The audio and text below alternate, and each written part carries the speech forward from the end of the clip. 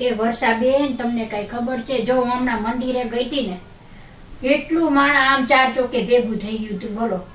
પછી મેં જોયું ને, મને એમ કે એક્સિડન્ટ થયો છે, તો કે ના રે ના, ઓલા બેન કે મારો ચેન કો ખોનાનો કાપી ગયો કે ગળામાંથી.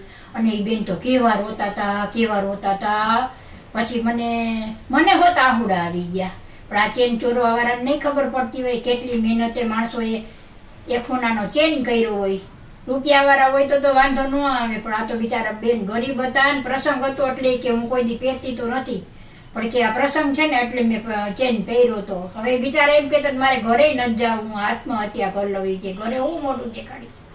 પછી મેં બધા માણસો હતા ને એને સમજાવ્યા કે ચેન તો ગોયરો, પણ આમ જેમ ચોરવા વાળા છે એને નહીં ખબર પડતી હોય કે આ હરામનું ન લેવાય એમ.